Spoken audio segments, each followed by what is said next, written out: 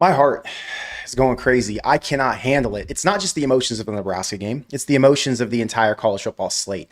College football is chaotic. This Nebraska game was chaotic. It had its ups and downs. It had you feeling like you wanted to rip your hair out. It had you feeling like Nebraska was one of the better teams in the Big Ten. It had you feeling like Nebraska's skill players could get it done in any situation and like their offensive line could, hold them back and make them lose to UCLA. It was one of those games, kind of like, and I thought about this at halftime. It reminded me so much of what we saw with the Rutgers last year. We talked about that in my preview this week. Nebraska played Rutgers. It was a 14-7 game. It was ugly. They survived, but it wasn't a win that you looked at and said, this is a Nebraska team who's going to do much this year, right? That was last season, obviously. Watching this, I felt the exact same way almost the entire way through until Nebraska's defense started hammering Childs. He obviously was a bit banged up, and the defense really led the way for Nebraska to win this game. There were so many moments where you're like, man, that one extra play really could have turned things on, like the punt return for Ja'Cory Barney, or plays where Nebraska's in position, but then they have penalties that take them out. And you're like, man, is Nebraska an 8-win team? Are they the 7-win team that we don't want them to be because of their poor play during the entire middle part of the game? You know, the beginning felt pretty good. The end felt pretty good, but did they go to sleep between the first and fourth quarter? It's just odd. And I don't know what that is. I don't know if it's they come in after a really big Michigan game and they just don't have as much respect for Michigan State. So they don't play as consistently all the way through. I don't know if Michigan State came in and said, this is our Super Bowl. I don't know what it is. But there's something about this team that's not allowing them to be the best version of themselves. The team that played against Michigan and took them down to the wire, right? That team who played against Michigan would have beaten this Michigan State team, I mean, probably by the same amount of points, right? 11 to 17 points. But it just wouldn't have looked as sloppy. This game was interesting because of the sloppiness. I think that's the best way to say it. At one point, I thought, what am I going to say if Nebraska loses this game outright? Because there was a very real possibility that happened. And I thought, does Donovan Raiola love his nephew? Not like, I know he likes him, but does he love him? Because this offensive line is just letting him get abused. And it doesn't feel like this is a one-off deal, right? It feels like it's pretty consistent. And then other times you see Dylan pat himself because it's his fault for holding onto the ball too long. Who is the culprit? There are so many questions yet to be answered, which is crazy because we're 6 games into the season now, right? No, 5 games into the season. Shout out to Cincinnati, by the way. Cincinnati is now Nebraska's best win on the schedule. Cincinnati took down Iowa State at home today. Iowa State, a fraudulent top 25 team. They're a Big 12 team. I don't believe there are any Big 12 teams right now who are legitimate top 20 teams, especially not number 14 in the country. That's neither here nor there. The point is, Cincinnati has established themselves as one of the best teams in the Big 12. My pick right now to win the Big 12, actually. I took them at plus 1,400 odds. Don't tell anybody. But Iowa State going down to Cincinnati really makes you say, okay, Nebraska at least has one quality win. And the way Michigan State played today, I'd call it a second. I mean, Michigan State is a team who's going to battle for bowl eligibility this year. Might not get there. Maybe they do. They got a quarterback who can get them there. I mean, Childs did everything he freaking could, but Nebraska's defense, they ate him up all game. What a day, man. My heart's still pounding out of my chest. I got a lot of texts during the game, a lot of frustration. You know, people have the same emotional roller coaster that they go on that I do, and I get it. It's a stressful thing when you're watching your team lose. So with that said, I'm gonna get to the chat, and yeah. We'll talk about some things. Saray, thank you for being here. Thank you for the $2 super chat. Just happy we didn't lay down and give up. W is a W. And that's the thing. Nebraska had the opportunity too. There was a point in that game where I was like, man, I don't know what I would think about this season if they were to lose this game. And there's a legitimate possibility they're going to. But thank God they bounced back. They had a spark. And Nebraska really just has these skill players who aren't going to let them, right? Look at the stat line for Isaiah Hunter. Four receptions, 93 yards. He had the big screen pass for a touchdown. Ja'Cory Barney had 2 big catches. He also had that punt return that should have gone. It was so frustrating. It got called back by Carter Nelson. Not even the offensive skill players. You've got Deshaun Singleton with 2 interceptions on his own, right? Was that 2 of them? Yeah. He had 2 picks. He also had that fumble that he picked up that ended up getting called back. Man, that would have been so sick if he would have had that. Talk about defensive player of the week. Deshaun Singleton's the man. Nebraska has skill players. Their defensive ends got in there multiple times. Lenhart had that sack at the end. McCullough was back there. Nebraska's got a pass rush, which is fantastic. But at the same time, it's Michigan State. How good is their offensive line? Doesn't matter. Today, it mattered. The defensive line mattered in this game, and they were the big reason that Nebraska won this game. I would credit Nebraska's defense, 80-20 split, 80% it's on Nebraska's defense, 20% on the offense. I'd probably lean that much right now. Nebraska's D was impressive. Todd, thank you for being a member. Thank you for the $20 super chat. Good Lord, it feels amazing to have special teams back, but apparently they have no wind in Australia. Yeah, the punting, was interesting. But I didn't really worry about that. That wasn't my concern, Todd. My biggest concern was Nebraska's offensive line. And that's where I'm like, man, what are the answers? What is Nebraska going to do if they can't win in the trenches against bigger and badder teams? Thank God we found out that Penn State is fraudulent. Thank God that we realized, oh, Nebraska could play with those guys. UCLA taking Penn State down. Did the schedule just get easier? I mean, in theory, it didn't get easier. It's the exact same schedule, right? But it shows there are some flaws with some other teams Nebraska's going to play. And the important part there is Nebraska being an 8 versus a 9 win team this year, or even a 7 versus a 9 win team this year, is probably going to ride on the fact that they are playing a weaker schedule. They don't have Ohio State. They don't have Oregon. They get USC at home. They get Iowa at home. Thank God. Jackson says Childs needs to transfer somewhere. Childs is a stud today. I don't know if he needs to transfer somewhere. It's going to take time for Jonathan Smith to get Michigan State built up, but once they do, Michigan State's going to be good. Jonathan Smith was incredible at Oregon State, right? Oregon State was a really solid team. There's a reason he got pulled over to the Big Ten, and he brought a few of his guys with him. It's going to take him time to build it up. And Childs, it's kind of like Dylan Raiola. There are a lot of people who say Dylan Raiola needs to transfer. Nah, man, let him build with Matt Rule, and maybe they can turn into a 9-win team. Maybe next year Childs can turn Michigan State into that 9-win team, Respect to Childs, though. Guy was awesome. He had a lot of good runs. What was his stat line? Childs finished with 23 yards rushing, but there were a bunch of sacks. How many? He was sacked 4 times, okay? And then he had 85 passing yards. So that's the, 5th game in a row where Nebraska's held the quarterback under 100 passing yards, right? Wow. Dylan Raiola at one point in the game, third quarter, 2 minutes left. I looked up and Dylan had, I think, 6 completions for 38 yards or something like that. So I'm going to be honest with you guys. I'm fully transparent, as you know. You guys are understanding. I went on FanDuel and I pulled my Dylan Raiola Heisman bet. They were offering me an equal odds cash out, which meant I got my money back, all of it. So if I put 50, they gave me 50 back. And I just thought halfway through that game, Dylan Raiola is not a Heisman quarterback this year, and it might not all be because of him. I'm not blaming him, but his situation is not Heisman worthy. We talked the other day about what it's going to take for Nebraska to have a Heisman quarterback. It's going to take a lot better offensive line play. It's going to take a better scheme. It's going to allow him to get the ball out faster, and it's going to take him making his reads and, not having the poor performance he had for 2 quarters today. So no more Dylan Raiola Heisman for me. I am out on that until next year, but I'm still optimistic about him being a Heisman winner in the future. Tyrell, thank you for being a member for 31 months. Feel better about defense, but the O-line worries me. You are not alone. The offensive line is a really big question mark. Defense, I feel really good about. Defense last week showed me that they could be consistent. It was just they needed to wrap up and tackle and not give up the big play, right?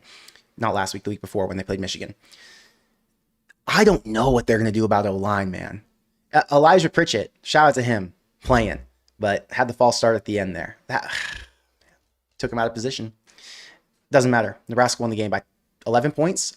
In theory, they covered. I think my spread I got it at was 10.5. Most people got it at 11 probably, because I think today it moved all the way to 12.5 or something like that. Hopefully you get it on Bro Throw early, or you got it on Bro Throw early. I did win on Nebraska today. Thank God. James, thank you for the $10 super chat. Thank you for being a member. Favorite play, when the shoe went flying off and we scored a touchdown, GBR. Okay, my favorite play, the shoe went flying off, sorry. My favorite play by far was the Isaiah Hunter touchdown, because not only did it come at the perfect time, like to be the dagger in the game, but it reminded me that Nebraska does have these skill players who can compete and play at the highest level of other players in the Big Ten. Isaiah Hunter, maybe Dane Key, Ja'Cory Barney. They are receivers who could start at any school in the conference, who would get significant playing time. Like, they're good enough, right? Maybe not Ohio State. But even if they were at Oregon, they'd be a receiver 3 or whatever. Nebraska's got some really good skill players who are going to carry them down the stretch during the season. And you just hope the offensive line can hold up enough. Emmett Johnson, another one, stud. Emmett had 6 catches for 37 yards, 13 carries for 83, 3 touchdowns. So Emmett doing what he can, putting the team on his back. I mean, Dylan didn't crack 200 passing yards, but again, these guys are doing what they got to do. They're doing just enough, and that's what matters. My heart's still beating out of my chest. Trying to take a breath, man. I'm scrolling up to the super chats. One sec. Chase, thank you, remember. Thank you for the $10 super chat. He says, this was worse than the Michigan game. So before I continue on with that comment, it was worse than the Michigan game because it didn't feel as competitive. It didn't feel like they were fighting as hard at times in the trenches. Well, on one side. Defense, I felt like they fought the entire time. So it was worse from that aspect. But they closed out. And it was a different feeling from the Michigan game because they didn't ever let this one get away from them. Michigan, it felt like it got away from them a couple different times, and they were able to reel it back in. But this game, every time it started to get a little bit too close for comfort, Nebraska put their foot on the gas. It was almost like they realized it was a Super Bowl moment, and they had to go all in once the score was a little bit too tight. That's why I think they might have been a little comfortable coming in, a little bit lackadaisical, thinking, this is just Michigan State. We're an 11-point favorite. Who cares? Like, we're going to beat these guys no matter what. You know what I mean? Okay, let me continue on. So frustrating. After the first quarter, missed opportunities, bad penalties, bad O-line. This does not give me any confidence. This felt like a Frost game. Okay, so look, you have to look at the entirety of a game. And I want people to understand, not every game is going to be pretty. You know that part. And even though every game isn't pretty, you can still come out and be a championship contender. In Nebraska's case, a 9-win contender. This game will not tell us that, just because they kept it close with Michigan State up until the very end and then they pulled away, that they can't compete with a USC, a Penn State, or an Iowa. That's all nonsense. That they can't win next week at Maryland. All nonsense.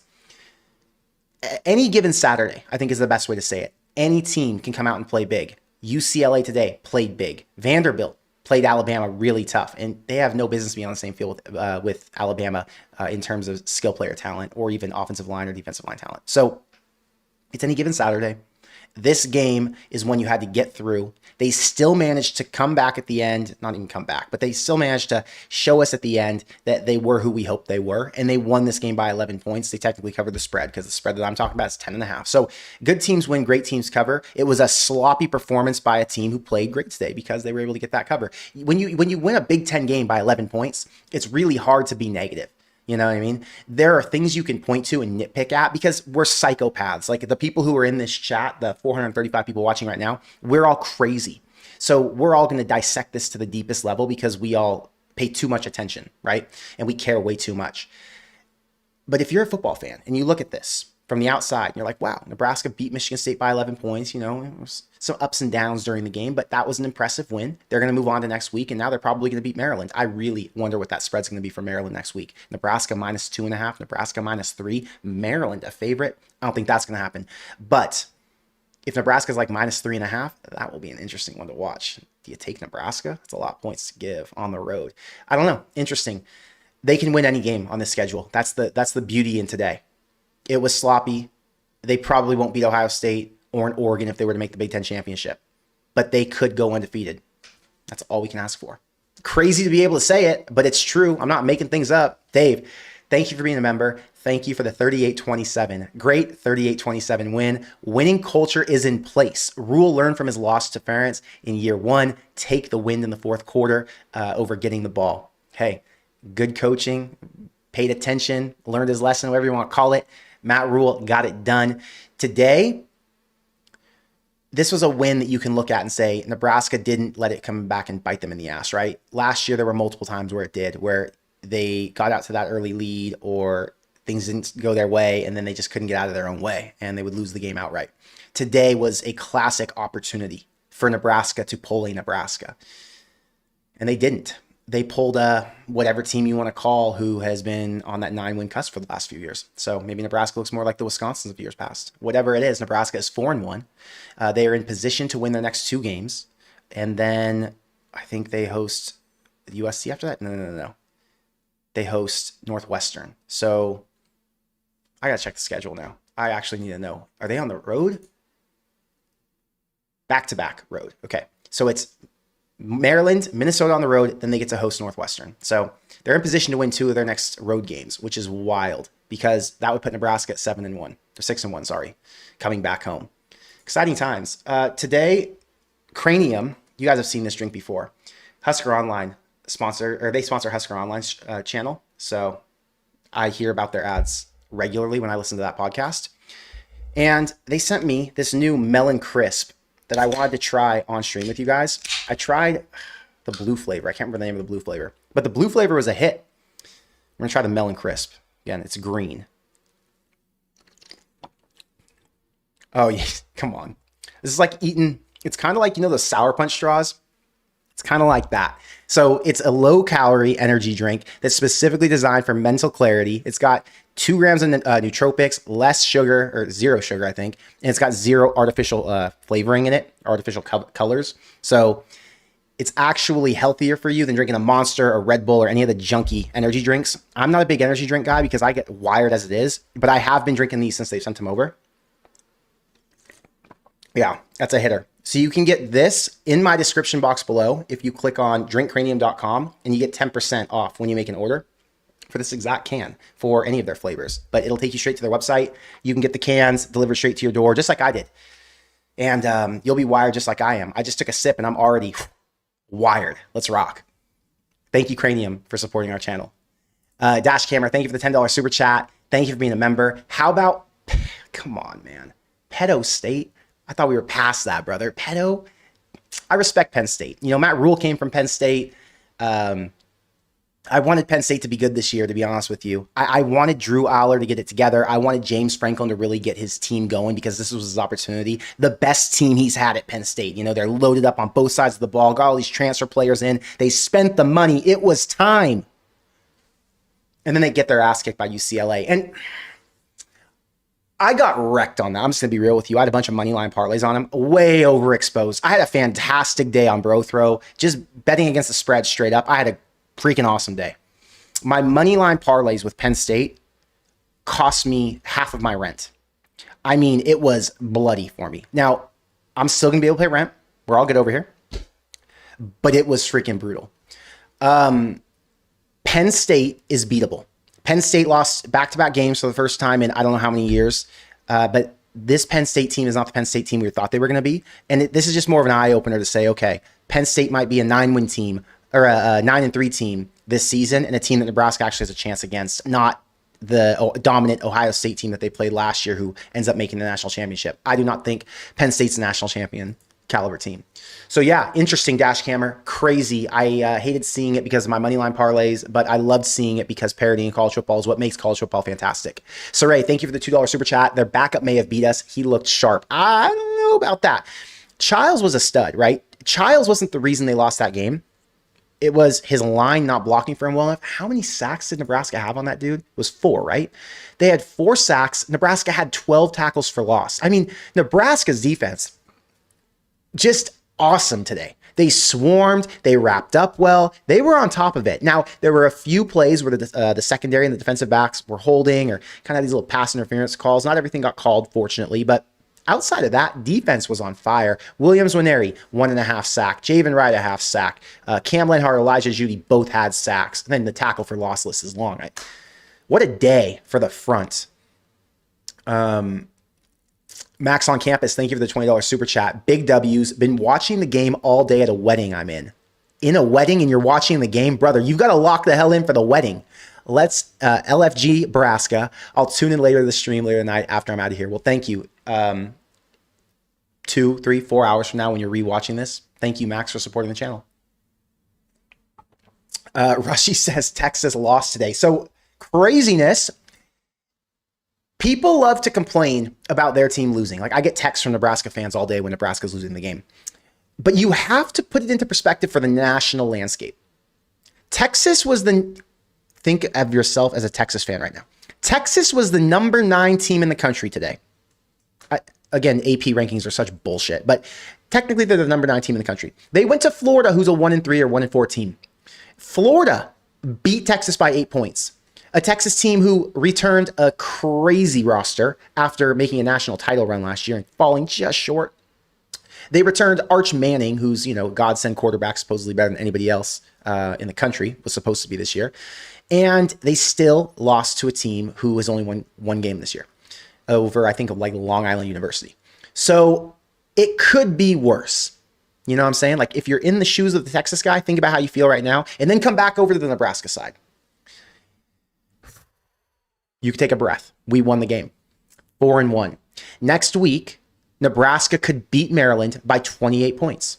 They could lose the game, but they could beat Maryland by 27 points, 26, 25. I don't know. They could kick their ass. And the week after that, they could kick Minnesota's ass. There's hope. As long as you stay alive week to week, there is no hope in Texas. You're done if you're Texas. Is there hope if you're Penn State? I would argue you're done if you're Penn State.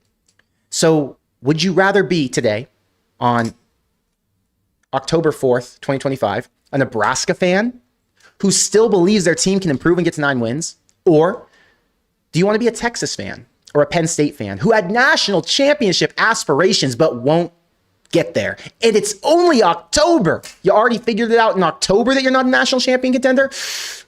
That's a gut punch. I'd rather be a Nebraska fan right now. There's always a positive way to spin the story. So yes, the offensive line's trash. Yes, Nebraska's still in position to do what we want them to do. I'm a proud Nebraska fan. Gloom Trench, thank you for being here.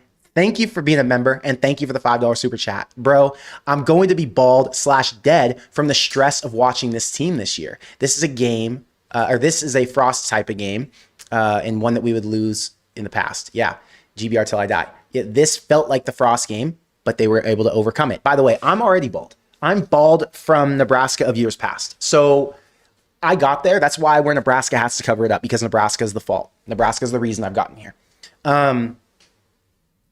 The point is, they didn't crumble. They didn't fold. They didn't do what the old Nebraska teams did. They won. So Tyler, let's just be grateful. I'll be celebrating tonight. I was going to drink this tonight because I was stressed out. When I felt like Nebraska was going to lose this game, I came in here and I put this right here. I was like, I'm going to open my stream up holding a bottle. You know what I mean? Saying I need that. Thank God they didn't. But I'm still going to drink because my heart's still racing. I'm still stressed out. So yeah, Tyler, you probably will be too. It's a stressful day, man. When your team has to escape at home, it's a stressful day. Jim, thanks for the 1041. 1-0 today and 4-1 on the season. Only concern is we sometimes are Jekyll or Hyde. My game ball to John Butler. Shout out John Butler. The whole defense deserves it. The whole defense came through today. They played like they wanted to win. They won the game because they wanted to win, because it was not the offense that got it done. The offense was complimentary. The defense set the tone. Jim, thanks for being here.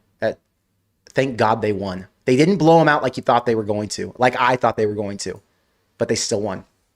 Noah, thank you for the $2 super chat. They won by 11 freaking points. I'm getting excited now because I think back an hour-ish ago, and I thought they were going to lose outright. I thought they were going to win by like 2-3 points. They won, and they covered.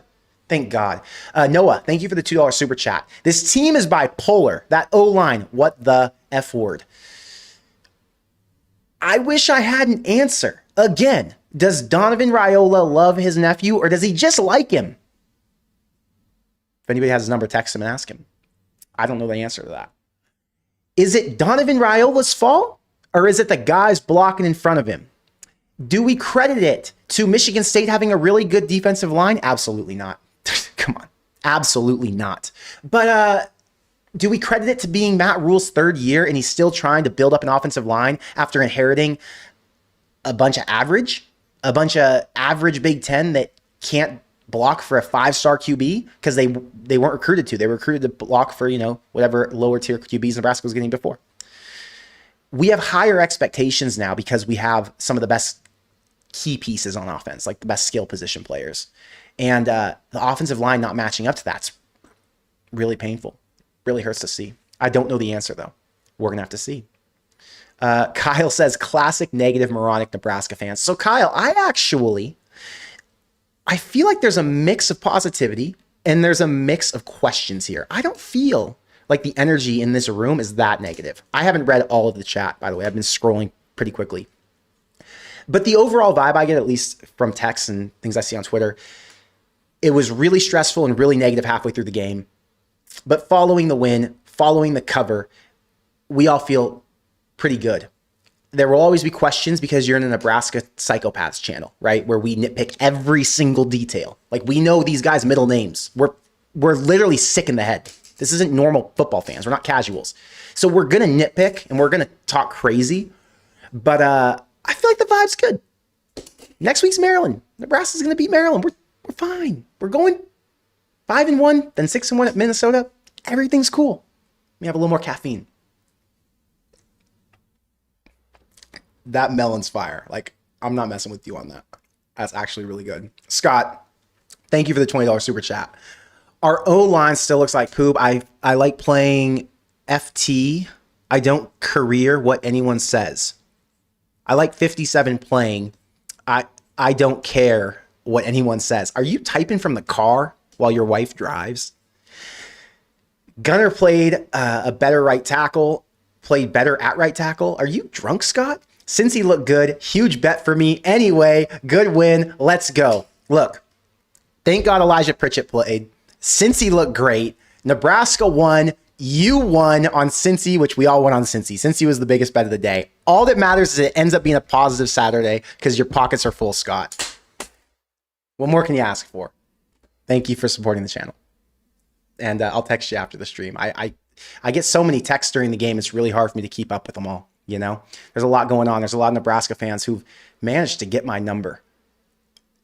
I'm going back up to chat. I'm going to read faster through chat, guys. I promise. I like sitting and talking to you guys. So when I get one comment, I get hung up on it.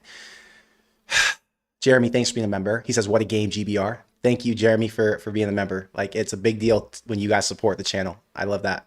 And I love reading your comments. Jack, thank you for the $10 super chat. Are you going to the Nebraska USC game? Brother, I wouldn't miss it for the world. Are you crazy? Hold up.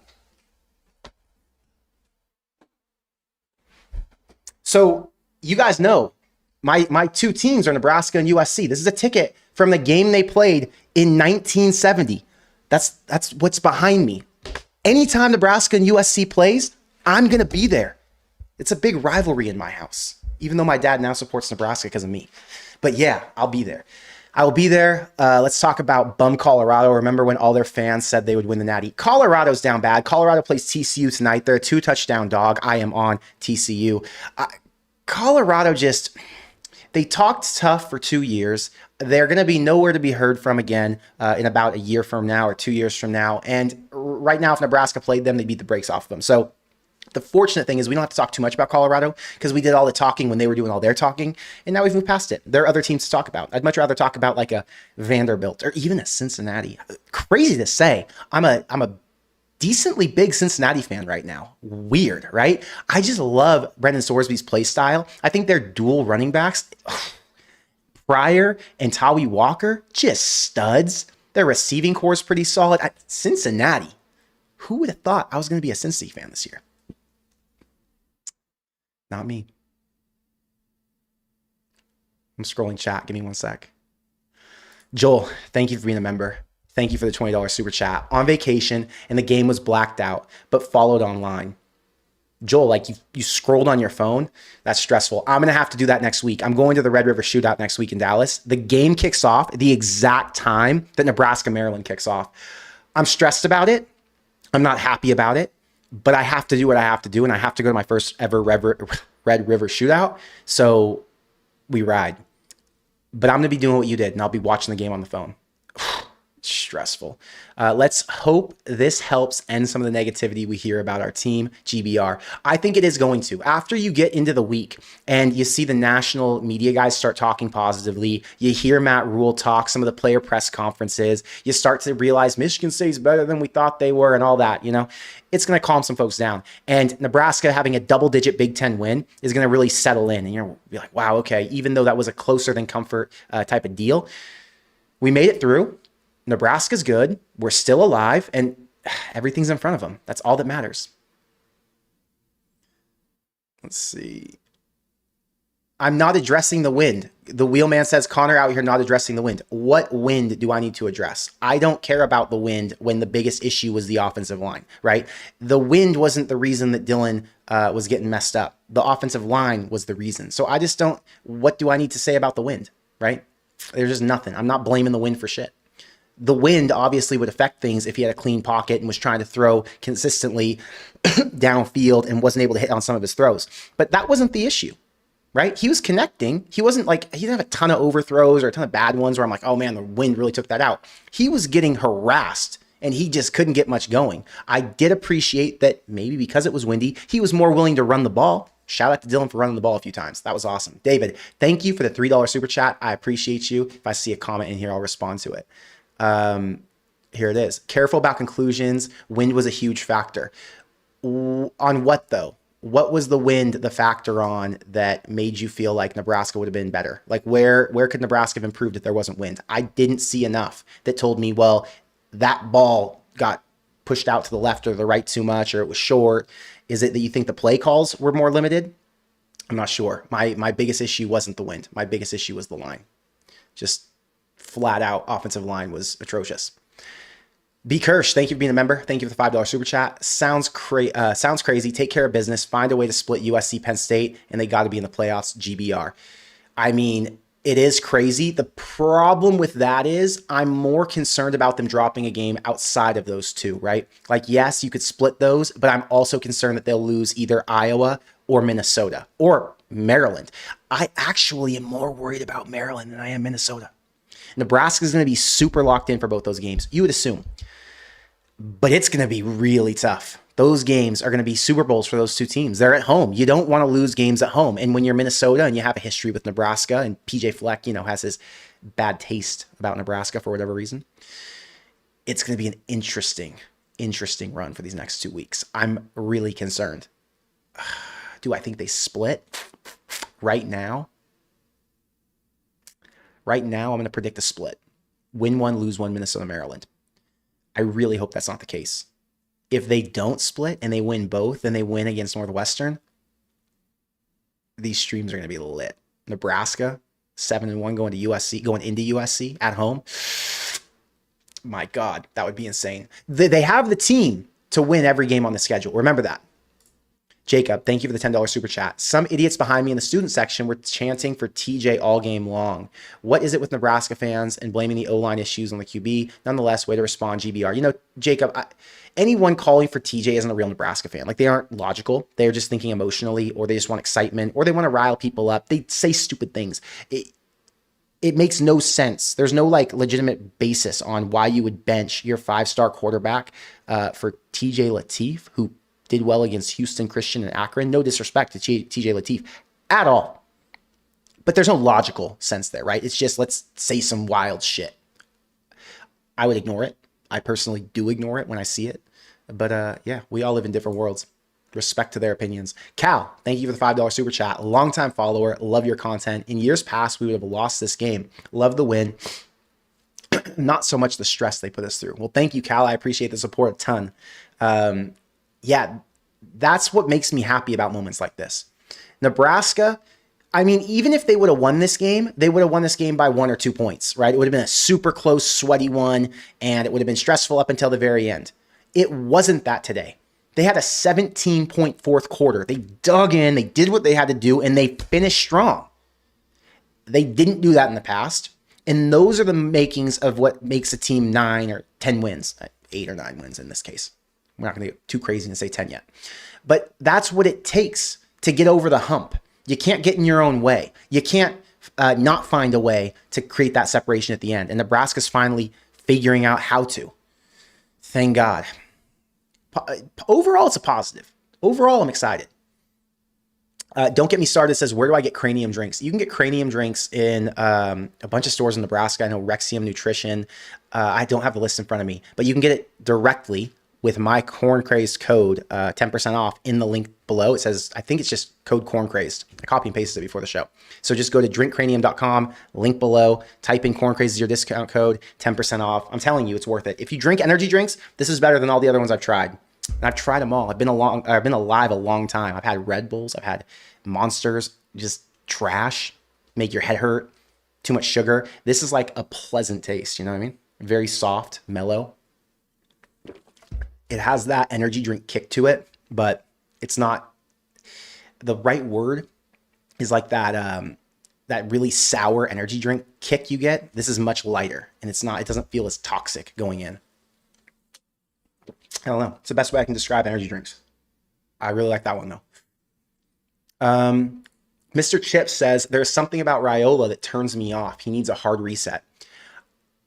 I understand what you're saying.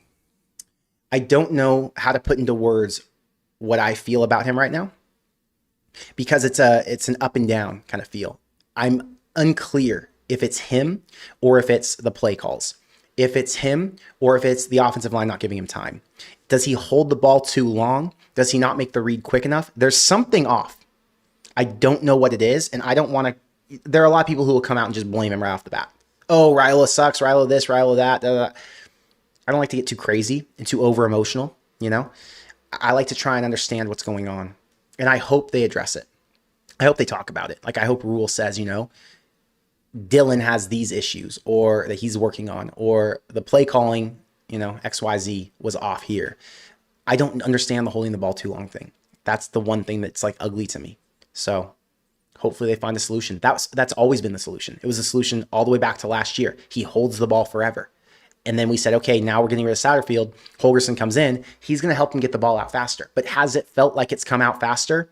Are the play calls just slower developing plays, and then he's getting beat up on because the crossing route's not there, and then he doesn't have an outlet? I don't know what it is. It's frustrating. It says when he's hurried or sacked, he becomes indecisive, holds onto the ball too long, gets tunnel vision. Now, maybe that's it. I don't know. But it's frustrating. It is frustrating. David, again, thank you for the $5 super chat. Wait, did you send this one? I don't remember. You said win was a huge factor. Conclusions are iffy today. Conclusions after today are iffy. I agree with you. I just don't know how much, I'm telling you, I don't know how much the wind affected things when Nebraska was able to move the ball, you know, on the ground. Like, Nebraska just kept running the ball, doing their little dinks and dunks. It worked. It just felt like the offensive line was a much bigger issue than any of the wind. Evan, thank you for being a member. Thank you for the $10 super chat. Probably the biggest roller coaster, heart attack inducing game I've been to in years. I'm glad you got to go. I would have been stressed in my seat. Didn't feel the wind in the stands, but on the ground it was pretty gusty. Obviously it played a factor. GBR, yeah. 100%, I'm sure it played a factor. I just don't know how much. I don't know. Like last year in the Rutgers game, I saw it play a factor. I saw the ball move, you know, and Nebraska really tried to throw into it and against it. So, yeah, I don't know. Evan, I hope you had a good time at the game. I'm happy I watched it on TV. I'll say that.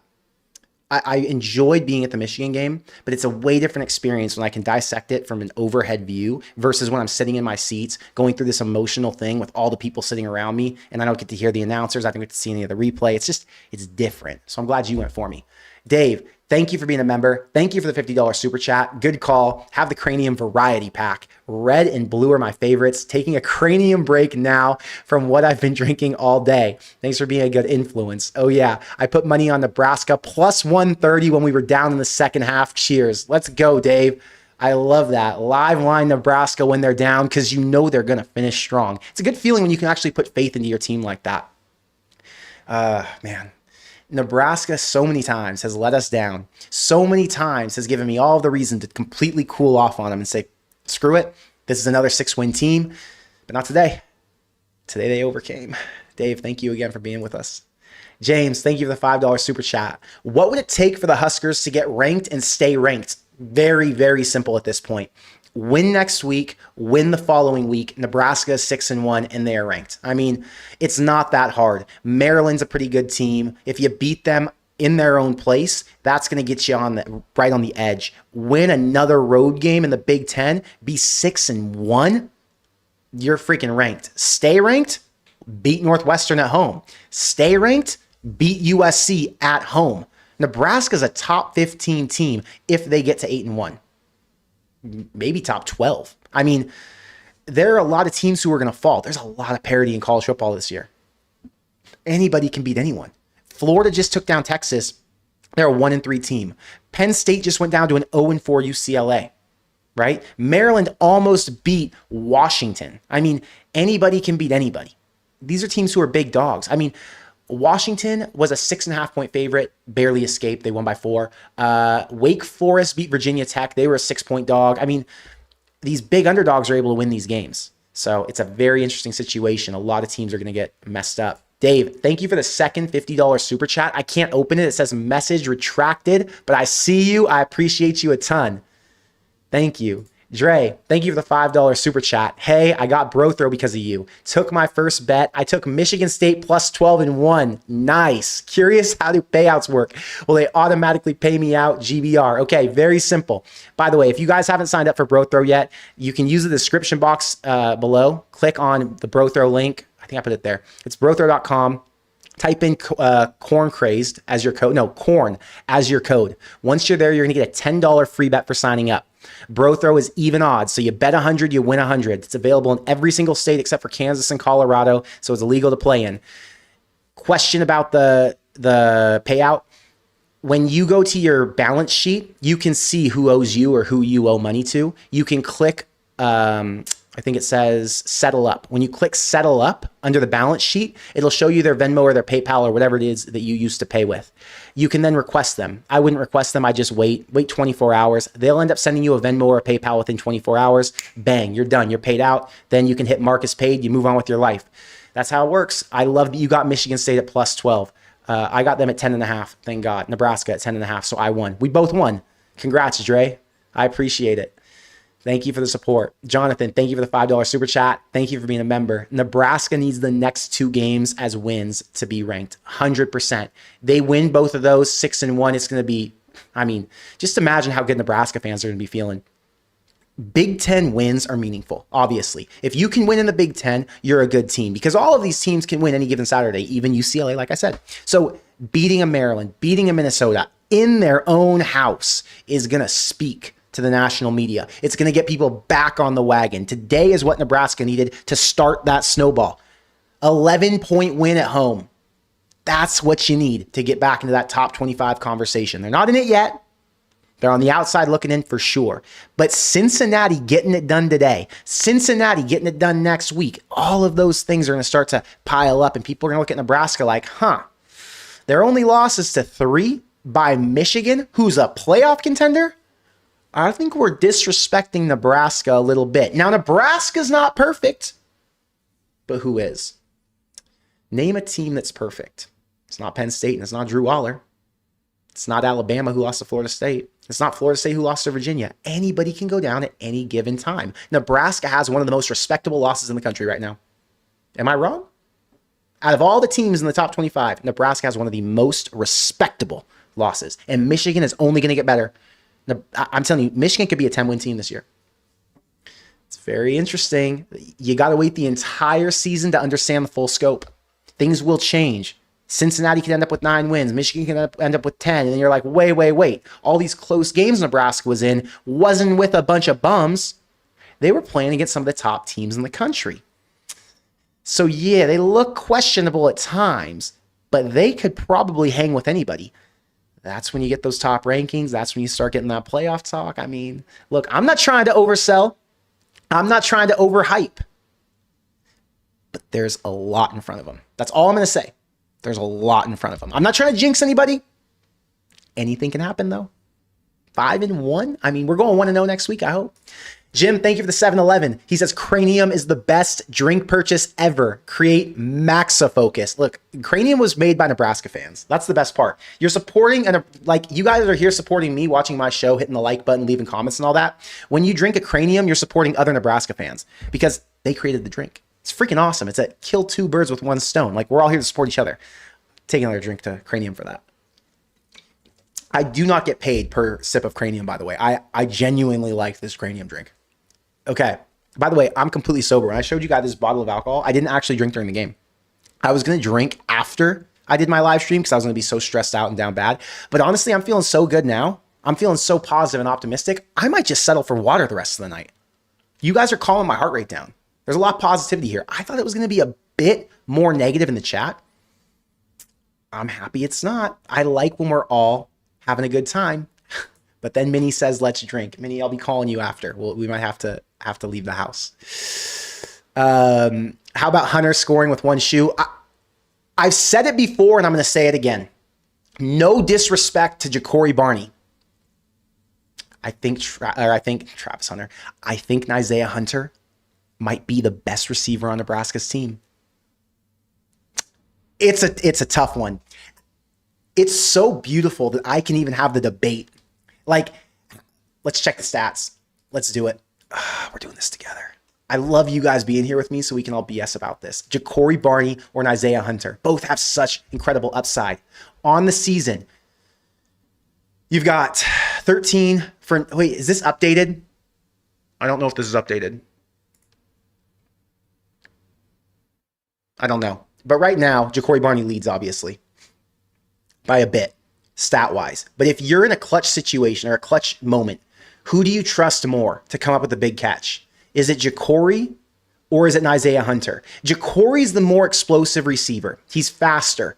But Isaiah's just a step behind him, right? Isaiah's got some serious hands. We've watched Ja'Cory drop a couple balls. We watched one today over the middle, a crossing route, and I was like, I don't like that. But I don't know. The beauty is Dylan has his pick. He can go to either one of them. And Isaiah's a little bit bigger, a little bit tougher, stronger. He's a bigger bodied guy. Ja'Cory's smaller, right? The beauty is you don't have to pick. Whoever's open gets it. Nebraska's very blessed to have two receivers. They're very blessed to have gotten Dane Key out of the portal. Dane freaking Key from Kentucky. 1,000+ yard receiver over at Kentucky. Comes to Nebraska, expected to be the number 1. And now he's their number 3. Who would have thought? I mean, I thought there was a good chance of that happening. Ja'Cory, I have so much respect for Ja'Cory. He had such a strong freshman season. I thought, man, in his second year with Dana Holgerson, this guy, I mean, we saw the picture of him and Tank Dell together. It's like, this guy could be electric. And he is. Nebraska's receiving corps, freaking awesome. Added Emmett Johnson to the mix, and beautiful. Let's see. Go Big Red, David May. Thank you for being a member. Thank you for the $20 super chat. I appreciate you, David. It was fun to meet you last week. David, just so you guys know, David's so cool. I was at the Graduate at the Michigan game. I'm sitting in my little, I don't even want to call this studio. I'm sitting at the desk doing my little game reaction. And I went downstairs right after. David was sitting in the lobby. He waited an hour for me so we could take a picture together before he drove all the way back to Grant, Nebraska. Hours. But he waited an hour just to get our picture together. So, David, I appreciated that. You're awesome. I'm glad we got to do that together.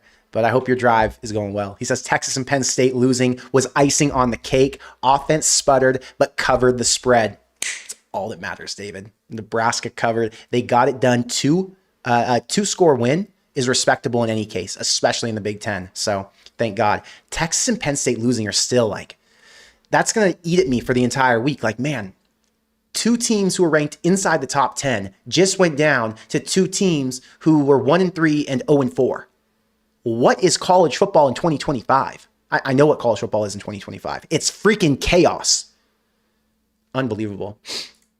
Noah, thank you for the $5 super chat. For the record, I'm extremely positive after this game. The interceptions were amazing. Shout out to Sean Singleton. That touchdown by Hunter had my voice going hoarse. GBR also, haha, Penn. Yeah, the TD by Hunter made me lose it because that was the moment where I knew this team sealed the deal. That was when I knew they dug deep and they figured it out. I actually had my jump and screaming moment during the Ja'Cory Barney punt return. I really wish for his sake and for our sake, Nebraska fans' sake, that he would have kept that on the board. Like, the fact that came back was so frustrating, but it is what it is. It was an awesome play to witness. We haven't seen that in so long. And it came against Michigan State. Watching returns against Michigan State, so nostalgic to me, right? One of my favorite ever. So I had a girlfriend when I was 21 years old. I'm sitting at she's babysitting someone. So I'm sitting at one of these houses that she's babysitting at in Newport Beach. And we're just watching the Michigan State game while she babysits these little kids. DeMornay Pearsonell returns one back on MSU. Nebraska had a crazy comeback that day. I think they lost that game, but it was so electric. I remember jumping up and down in someone else's house. I was a kid. But I remember that feeling and how good it felt like watching DeMornay do that. I met DeMornay last year at the Colorado game. Got a picture with him, by the way. Forgot about that. Anyway, today I felt that same kind of feeling, right? Like, oh my God, they finally have an explosive play. It's going to put the dagger in. Michigan State likes giving up big plays to Nebraska. I don't know what it is. Marcus says, of course, Pritchett falls started in the worst time possible. What's Rule's message to the team from here? I don't know. I'm interested to see what Rule has to say. I think the bottom line is a win's a win. It's all about the line. The line's got to play better. And the false starts are inexcusable. I don't know what the solution is. Like, I don't know how you correct a guy who has these undisciplined penalties consistently. It's not like he's smacking guys across the head. It's just stupid little twitches, you know? So I don't know the answer. Smoking Cactus, thank you for the $2 super chat. Told Discord to calm and believe during the game. Good idea. I'm sure people were a little bit irrational. I'm sure they were a little bit emotional. People tend to do that when they're online. If you're in person, I'm not sure they get as excited or it's crazy. They don't get as negative. But we're also Psycho fan Nebraska fans. So who knows, you know? You pop into a room with a bunch of us at the wrong time during a game like this, and we might all be throwing chairs at walls. So it's tough, man. It's tough. When you watch a game like this, you go through all kinds of emotions. Chase, thanks for being a member. Thank you for the $5 super chat. You're right. I'm a proud Nebraska fan, but man, it always feels like other teams bring us their A game, or we're perpetually playing on hard mode. I believe it's a bit of two, or a bit of the both, sorry. So I think Nebraska has these up and down situations where they like to play up to levels of competition and play down to levels of competition. Like they don't get inspired enough. I don't know why. I don't know if they've looked at it in the past and they're like, oh, we're going to play our best game against certain teams that we respect more. And now that's just something that's conditioned in their head. I don't know. I also know that these other teams come to Lincoln, for example, and they're like, I'm going to go play in front of the best fans in college football. They all know it. They all hear about it all week. This is the craziest stadium you're going to play in front of. They all know. It's not like some secret. And now that you've got the added hype of Matt Rule, of Dylan Raiola, of all of these star players that Nebraska has, you see Nebraska on social media constantly. Teams, whether they respect them or not, they're talking about them, they're thinking about them, and they're planning for them. This was a huge game for Michigan State. I believe this was a bigger game for them than the USC game was. And yeah, they just play up. You know what I mean? It's just how it is. I don't know what it is. I don't know how to fix it, but yeah, who knows? Does Raiola not trust his receivers? He never takes one-on-one shots. I don't think Raiola likes throwing interceptions, and it's not about trust of the receiver. I think it's about, I've done this before and I've watched how it's happened. Nebraska goes deep, he throws it up, and then the other guy comes down with it. It changes the complexion of the game, and Dylan does not want to be credited for those picks that end up losing them. So he'd rather hold on to the ball and fight to live another day. That's my take on it. I'm not sure that to be true, but that's my guess. Derek, thank you for being thank you for the $10 super chat. Thank God for our defense. Very ugly first half, but glad we found our stride when it mattered. GBR, I'm trying to go to the USC game. You've got to be at the USC game. Blackout? Come on. Get there, brother. Where are you going to be after the game? I don't know. It's a month away, but I would guess at Barry's. Before and after every game, I go to Barry's. I've just made it a thing. I love going there. There are a ton of corn crazed people there, and it's like the perfect spot to rally at before and after. Let's see. Crispy says they refused to let him pass into the wind. We had 10 total passes halfway into the third quarter. So maybe that's the answer. Maybe that's why he's not taking one-on-one shots downfield.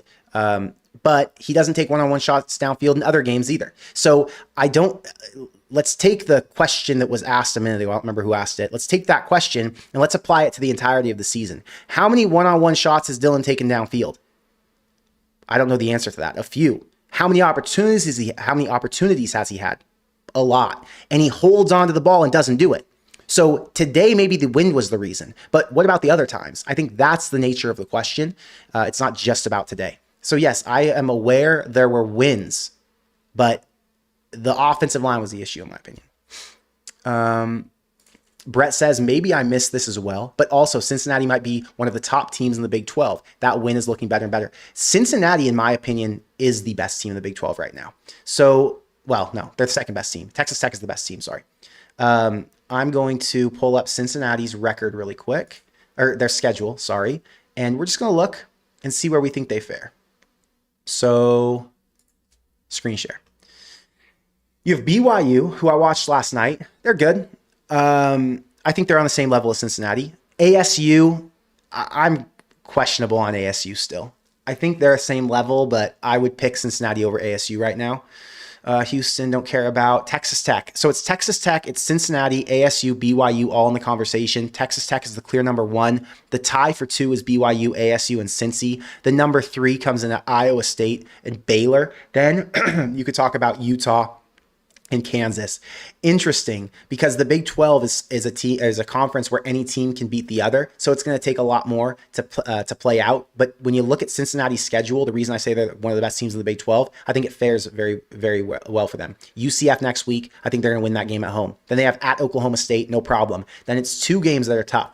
Baylor and Utah. Baylor being the home game, I think that's another win. That gets them to 7-1 going into Utah. Even if they lose that Utah game, they have 2 of their tougher games with Arizona and BYU at the end of the season at home.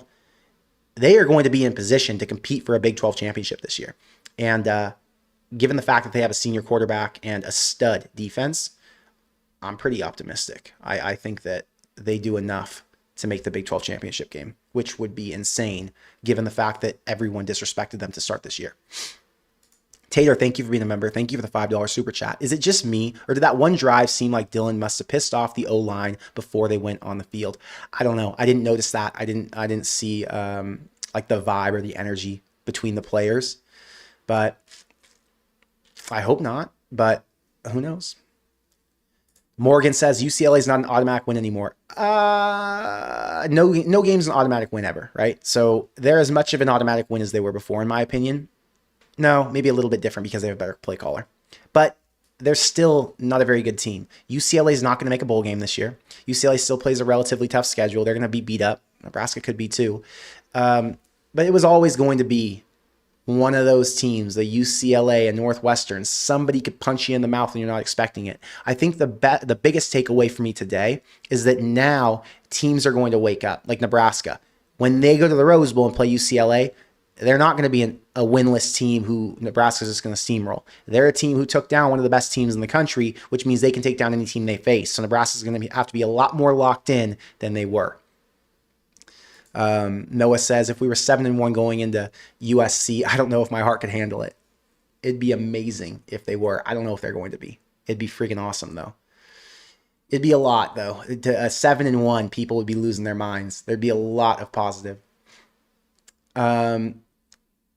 Talking about energy drinks, James says, I personally like Celsius energy drinks. James, personal experience with Celsius, I hate them. I'm disgusted by them. They ruin me. I was going out one night and I used it to pregame. So I had like vodka with Celsius. This is years ago. And while I'm drinking this Celsius, I just start sweating profusely all over my entire body, legs, everything. I'm wearing like jeans. It's cold. It's December in LA. It was probably like 50 degrees outside. I'm drenched in sweat. Just disgusting. I drank, a can that was this big, and I probably drank 3/4 of it. My whole body's drenched. So I do not mess with Celsius at all. Ugh. But I will mess with this Cranium.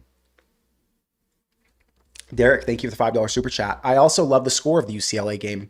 Glad Penn State lost. I'm confident now that we can beat Penn State. It's a lot, man. Winter in Happy Valley. Penn State, still a 9-win team, in my opinion. They're not winning 10.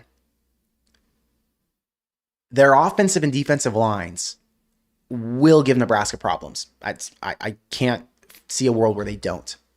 But if Nebraska nuts up and plays the way they did against Ohio State last year at Columbus, or if they play as tough as they did against Michigan this year, they will be in that game to the end. It will be a dogfight. So confident that we can beat them. I'm on the edge of saying that. Confident that we will keep up with them and there will be a chance. I can get down with that. I don't know. It's going to be tough. They can beat them. You're right. They can beat them. They can beat anybody on this schedule. Don't let me talk you off the ledge. Don't let me get your hopes down or pull your hopes down. Chi-Town Husker, thank you for the $5 super chat. Special teams was the difference, and it's nice to talk about them in a positive light after years of mistakes and them losing games. The punt block by Jameer Khan was huge. That was the momentum Nebraska needed to start the game, because if it wasn't going to be the offense that was going to separate, something else needed to come through, and it was the special teams. Eck went crazy on the sideline after. Love to see that. When you get a big special teams play, the momentum swings so much because the other team not only feels depleted and defeated, but your team gets this wave of energy like they cranked a cranium, an entire cranium in that 30-second. They all shotgun one is what it feels like. Unfortunately for Nebraska, they didn't turn the gas on again until the fourth quarter, but that punt block really helped. And the fact that it was an easy walk-in touchdown, let's freaking rock. Let me see here.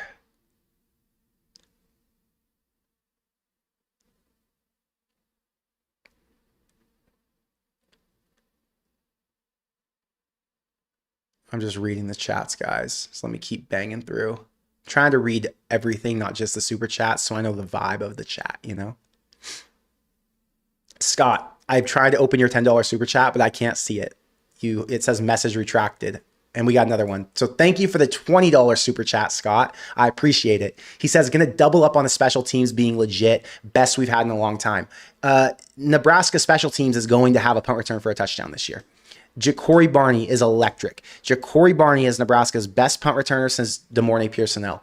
And it's crazy to say that because, no, it's not crazy to say that. I was going to say because it's been almost 10 years. It's been like 8 years since DeMornay. No, it's been longer than that. DeMornay was at Nebraska until 2015 or 2016. So it's been 9 years.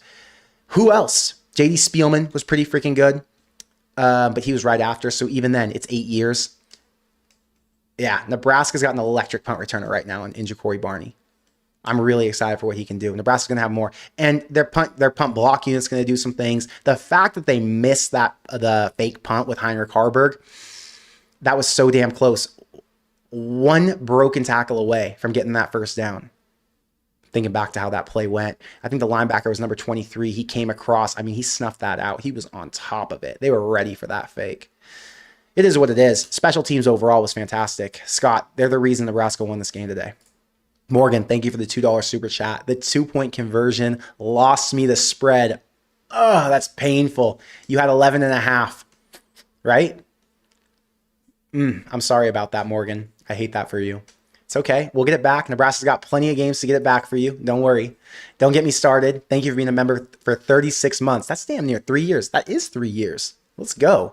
Does this week prove that the Big Ten is the new SEC? I don't know if they're the new SEC. You know, to be the new SEC, you'd have to match the SEC of the old. The SEC of the old was so dominant and so complete at the top. I don't think we'll ever see that again, right? NIL and the portal has just changed that. People talk about it all the time, but the diversity in your roster now, getting some 5 stars from other schools, now teams don't have as much depth. Is it the new SEC? I'm not sure. Is it the best conference in the country, top to bottom? That's a discussion we could have. Not today, because I'd have to do some research on it, but I would argue the Big Ten is the best conference right now. I mean, top heavy, you've got Ohio State and Oregon. Texas just lost today to Florida. Florida's a 1-win or a 2-win team now, who's going to be fighting to get bowl eligible, by the way. Interesting. It's tough because there are so many variables in there, right? Like, if you look top to bottom of the SEC, how would they do faring against the top to the bottom of the Big Ten? It's a conversation we have every year. I pick the Big Ten right now. Scott, thank you for the $10 super chat. Agree with overall, we look like a real team. We should have won by 14 to 21 points, but a win's a win. Yeah, a little backdoor cover for Michigan State today. Nebraska could have put their foot on the gas and scored another TD somewhere along the line. Unfortunately, they didn't. Should have been a 17-point win for sure. Take what you get, though. We look like a real team. We just look like a real team with flaws. We look like a real team. We just look like a real team who is on the cusp of accomplishing greatness, but is going to be good. I think that's the best way to describe them right now. Chance says, Connor, I'll take it. I would say the only concern is the O-line. Just win, baby. And I think that's the bottom line, Chance. Most of us think that right now, the only concern is the O-line. We're confident everywhere else. Jacob, thanks for being a member. Thank you for the $10 super chat. Love that the team didn't sink into the here we go again like we've done so often in the past, as recently as last year. This team is making the correct strides with a lot of work, a lot to work on. Yeah, this game and the Cincinnati game. Oh, even the Michigan game. There was never that, oh shit, and that lay down and give up. They fought the entire way through. And this team, that's what makes this team different. This team believes they can win. This team believes they're supposed to win. So because they believe that, they're in it until the very end. And I think that's how it's going to go every game this year. We're not going to see any of the nonsense where they lay down and get beat down by 10 points. Every single game Nebraska plays this year is going to be a dogfight. Now, there could be the anomaly where you see like a 12 or 14 point win on some backdoor BS where Nebraska throws a pick six trying to come back or something like on a Penn State or USC. Could happen in any game, actually. But the point is, they believe and they'll fight. And that makes it fun to watch as a Nebraska fan. In the past, it wasn't fun to watch. It was like, God, you're kicking me in the freaking head. You don't care as much as I do. Why am I even watching? They care right now. Going for Gold 85. Thank you for the $2 super chat. He says, speaking of betting, I took Florida outright. Yes, sir, I did too. Florida money line. I took them plus 6.5. Took a money line. I took somebody else. Oh, I took FSU plus 4.5. I also took FSU money line. I took Maryland plus 6. I also took them money line. That was painful. I had a Maryland FSU Florida parlay. 50 paid over a G. And Maryland screwed that up for me. I was so hurt. I wanted that so bad going into Florida State. But shout out to you reading that Florida line. Mile07, thank you for being a member. Thank you for the $10 super chat. Excited to go to next week's Maryland game. That's awesome. You're going to be there. You're so lucky. That's going to be a cool environment. I mean, Maryland's got a unique stadium. It's not the craziest fan base or craziest environment, right? But they're a team who's on the up. It's a unique place to play. Offensive line needs to improve, and then I won't be worried. Always GBR. Hey, look, the offensive line's only going to improve so much. I think we are stuck with the team we're stuck with, and they just have to play their best. Don't penalize yourself. Figure out ways for Dylan to get the ball out quicker, and you just hope that the defense and the skill players can get it done. Everything is about the skill players right now making plays on these short passes or on the 15-yard throw that Dylan gets downfield once in a while, right? Or Emmett Johnson just breaking free, or the defense, or the special teams. There's a lot to rely on outside the offensive line. I think that's my point. You have so many different ways to get the win. The offensive line just needs to do enough not to hold them back. Don't give up 7 sacks. But as long as you don't give up 7 sacks, how many did they give up today? 5? Let me check really quick. I want to fact check myself. Nebraska gave up 5 sacks. Hey, it wasn't 7.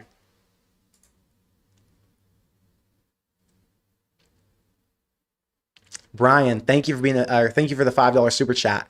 I love the never give up mentality. Rule is bringing in and celebrating the win, but can we get rid of Raiola as the O-line coach? It hasn't gotten better. I'm very interested to see what happens with that this year. If Nebraska wins 9 games and the offense continues to be, what do we call this offense? Slightly above average and not good enough to warrant paying what they're paying Dylan and all these star receivers, right? Because they're paying a lot of money to keep this roster together right now. They have real weapons on offense. Have you seen Ja'Cory Barney's chain? Okay. They pay him a lot of money, and you expect more production. Because if Ja'Cory Barney, Dane Keene, Isaiah Hunter, Emmett Johnson, Dylan Raiola were at other schools, what kind of numbers would that offense be putting up? They'd be crazy numbers. I don't know how you justify keeping an offensive line coach who's had 3 years with you, but an additional year with another coach. Was it 1 year or was it 2 years? It was at least 1 year. It had to be 2021, right? He might have been here for 5 years now. Anyway, my point in saying all this is, what's the justification? You get one shot with a 5-star QB. You get one shot with a roster in today's college football before guys break up and move on to other schools, right?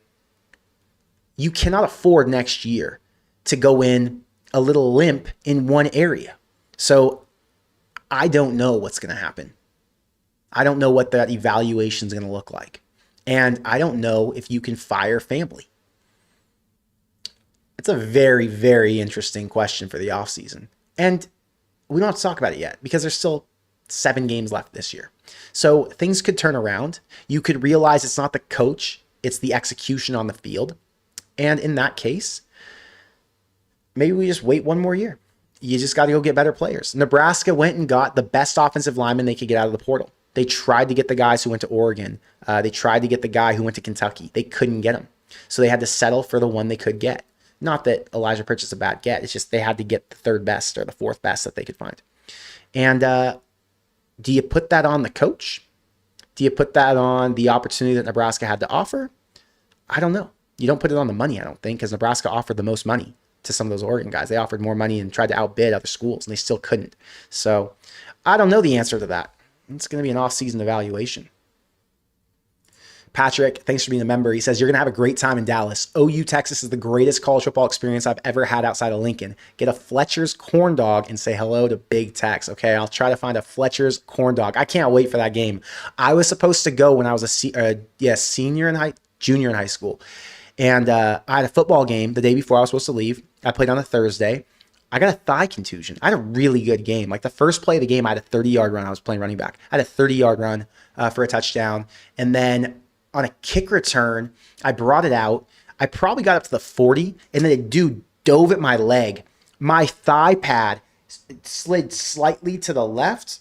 Guy's helmet hit with his face mask right on my leg.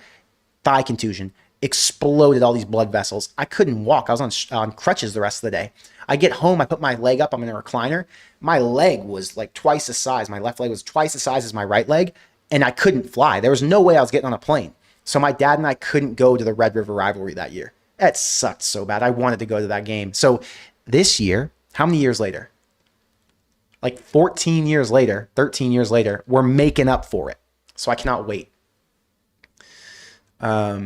Never mind me, says Connor. I need you and Justin to just do post games together. I don't like having to pick when you're my favorite Husker YouTubers. Never mind me. Go watch Justin always. You can watch my playback. I promise you, I won't be hurt for it. I wish you could be here though. Either way, you'll have fun in either live stream, I'm sure.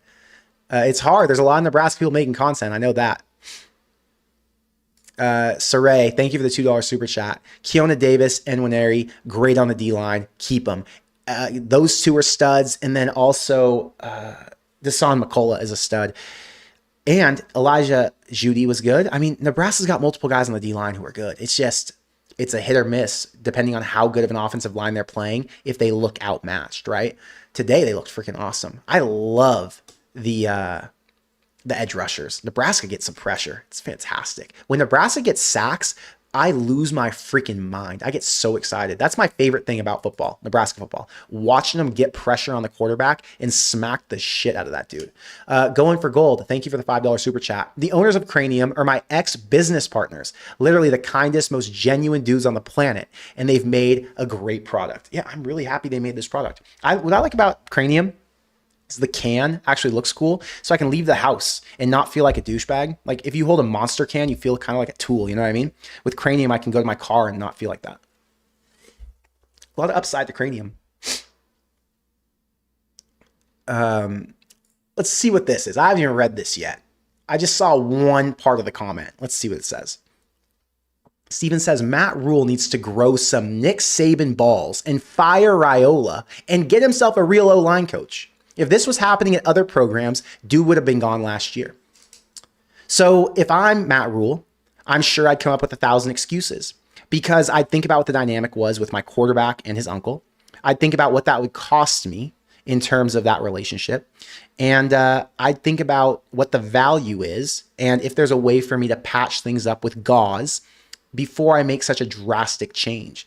And I also think about, is there a guarantee that the offensive line coach I'm bringing in, is he going to make that much of a difference, or is it my personnel? There are a lot of questions there, right? In theory, it sounds fantastic. Fire this guy, bring a new one in, let's keep the train rolling. But what's the difference going to be? The philosophy is going to stay the same. If the philosophy stays the same, and it's a Matt Rule philosophy, isn't it about the players? Do you really worry as much about the coach as you do about getting the right guys in to block? I don't know. I'm not a football coach. I've never been one. But those are questions that I think Matt Rule thinks about in his head when he's sleeping at night. Because he's going to sleep tonight thinking, what the hell do I do about this offensive line? And he's not thinking just about this year. You know, he's a builder. So he's thinking about next year already. I wonder what he asks himself. And I wonder how he answers it. Again, I don't get paid to make those decisions or even talk about it because I'm not smart enough to. I've never coached an O-line, so I don't know what it looks like to evaluate an offensive line coach. I can give my opinion, which is probably matching up with yours right now. But I'm hesitant to jump to a conclusion this early into the season. I like to wait and see how things shake out. Nebraska could have a pretty down bad offensive line right now, but they could end up in the portal swooping a couple guys who could completely remake them. I say all of that, and I think about what they got this year. They went and got Rocco Spindler. They returned multiple starters. I don't know. It's a complicated issue. It's a complicated issue, especially with the family dynamic. I don't know, brother. Wazoo Revenge, thank you for the $5 super chat. Should we be concerned about Rule leaving for Penn State? No. I think if the Penn State job comes open, Rule's already established roots in Nebraska so deep, and he believes so much in what Nebraska's core values are, what the fan base is, what the money, the opportunity is to flow into this program.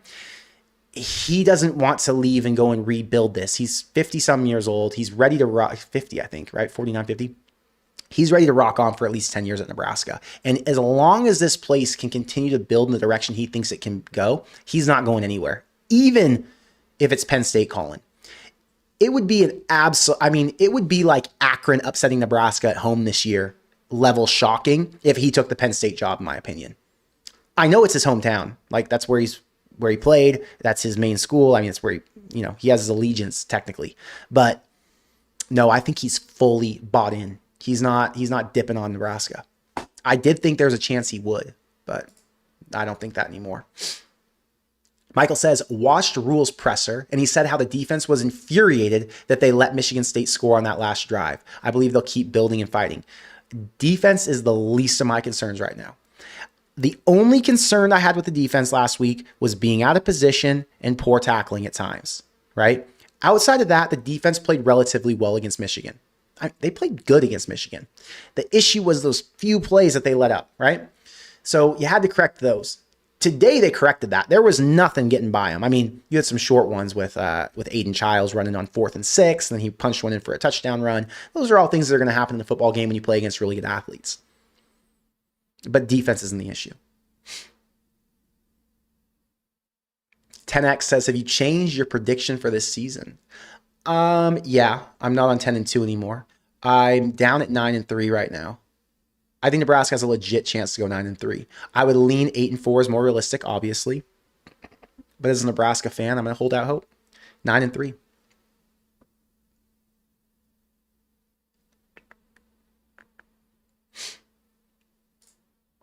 Ungor says, something no one talks about is we're not having as many injuries as these other teams. This will pay off late in the year. I don't like to talk about injuries because an injury can happen at any time. So I'm not going to jinx it and even go down that road. Dave says, in the stream now, glad you're still going. Maryland will be a challenge. Glad they lost today so their fans lose a little interest. I'm upset they lost today, actually. I wanted them to be hot and get all excited like they could beat Nebraska and then have Nebraska come and derail them. It sucks that Washington was the one that got to.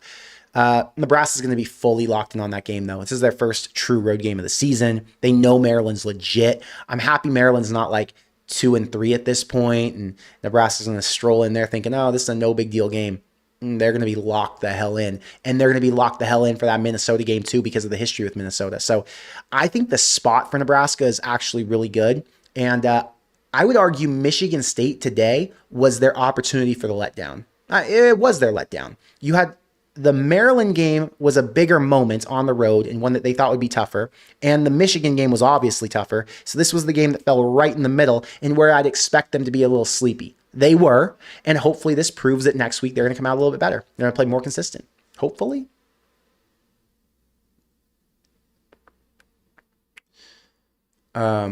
Noah says, didn't we miss on most of our offensive line targets in the portal? Yes. We haven't really hit on any major targets, correct? So, Rocco Spindler was a major target and they hit on him.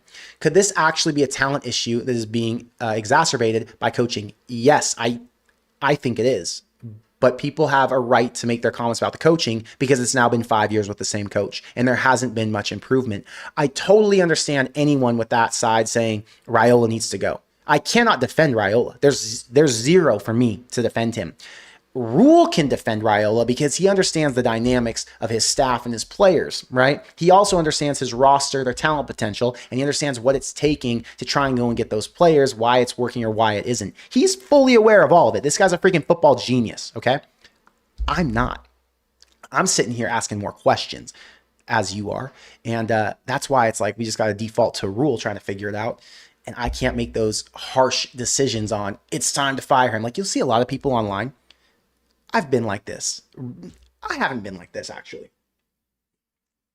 Where it's like, I'm putting my foot down. This person needs to go. The only time I did that was after the Georgia Southern game. I came on here. This was back in the OG days of Corn Craze, 2022, when I was still making videos in front of my bed.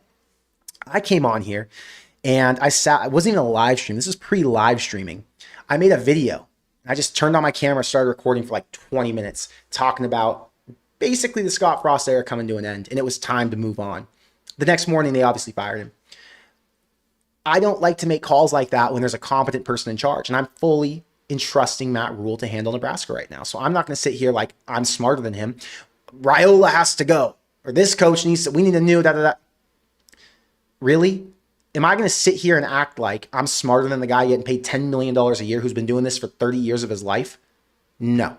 So again, I don't know the answer. I can be frustrated. I can ask questions. I can talk about what the pros and cons are, but I can't make definitive statements like, it's time for Raiola to go. Right? I don't know. It's interesting. Justin says, Connor, I honestly don't necessarily see Dylan leaving if Donovan's fired. You have to remember Dominic was in the NFL for 14 years. He knows the business. I think you would pass it on to Dylan. I agree with you. I think if Donovan was fired right now, like if I was making a prediction, I don't think that would be a difference maker. Like, but I don't know at the same time, right? Like my prediction and my assumption would be Dylan would still stay. They would bring in a coach who Dylan trusted, would get the offensive line right. Let's say it was, for fun, Sam Pittman from Arkansas. So they bring in Sam Pittman.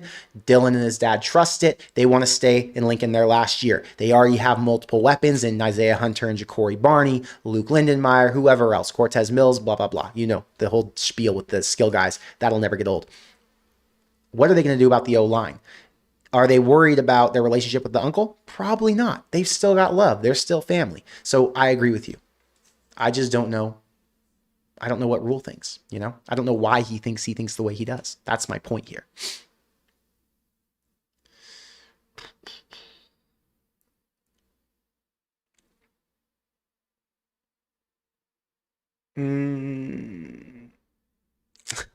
Dave says, Ed Foley him. Make Donovan a quality control guard specialist. They have such a huge payroll. You might be onto something, Dave. Ed Folium and making him a quality control guard specialist. Let's make him the centers coach. Make him the centers coach, and let's get an overarching O-line coach. Maybe that's a good idea. I wouldn't hate that. And knowing Rule, he's probably going to go and get a co-offensive line coach, just like he went and got a co-offensive coordinator, right? If I had to make a prediction today based on what we've seen so far, there will be a co-offensive line coach by the end of the season or by the start of the new year. Interesting. That's funny when you say it like that. Fire a dude with the name Raiola mid-season at Nebraska. Solid plan. Again, we don't fire coaches at Nebraska. Just like they didn't fire Satterfield last year. You bring in a co. I'm telling you, that's the best idea here. You bring in, go and spend the money. Tell Sam Pittman, yo, get your ass up here from Oklahoma, and we're gonna get the offensive line straightened out, and then you're gonna go and take on the leadership role. And Donovan slides over to the centers coach. Jackson, thank you for being a member. Thank you for the $10 super chat. Not sure if you heard, a fan ran onto the field, stole his shoe, and ran out of the stadium. That's insane. No, I didn't hear that. What the hell is the point? He could have bought that shoe on eBay for about $40 freaking dollars. People are crazy. I don't understand. Maybe it was a bet. Maybe it was a joke. Maybe it was for a TikTok. Either way, psychopath energy. Derek, thank you for the $20 super chat. Just bought my USC game ticket. See you there. Go Big Red. Thanks for peer pressuring me. LOL. Brother, I'm flying from Arizona. I'm staying in a cheap, shitty little hotel. And I'm doing what I have to be there because it's a blackout. You do what you got to do. So if I'm doing it, you got to do it. I'm glad you took my peer pressure and we're all in together. It's going to be freaking awesome.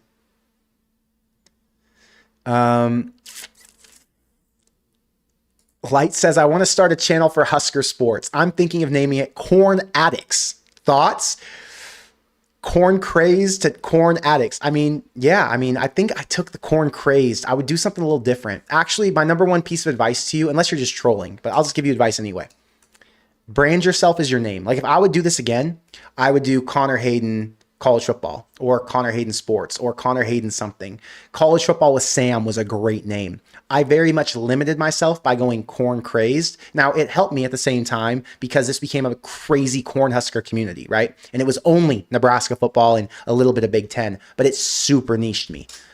You know, it is what it is. I love my audience and I love my community, so I don't care. But if you wanted to have an opportunity to branch out a little bit more, probably dip on the Corn Addicts name.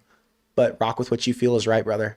I mean, I went corn crazed. It was my name I created on my AIM account in 2002. And when I was, 9 years old, and it worked. It got us a lot of subscribers. Cornography is crazy. That's the best one. You have to pay. Don't get me started for that name though. That's a really good one. Cornography. You're sick. Logan says, what a roller coaster game. I couldn't sit down by the end of the third quarter. I totally get it, brother. I couldn't sit down either. I was walking around my apartment stressed out. Scott, thanks for being a member. Just tuned in, Connor. Glad we got the win. Happy birthday to Coach Eckler. Special teams was locked in today. We needed him. Yeah, they did it for him. It was a good birthday on his end. Donovan has complained about only being able to do so much with the talent brought in and the development in the weight room. But aren't those both on you? No, the talent, Nebraska tried to spend to get the talent. They weren't able to. I don't know what the issue was and why they couldn't. Well, I do. You got Oregon versus Nebraska.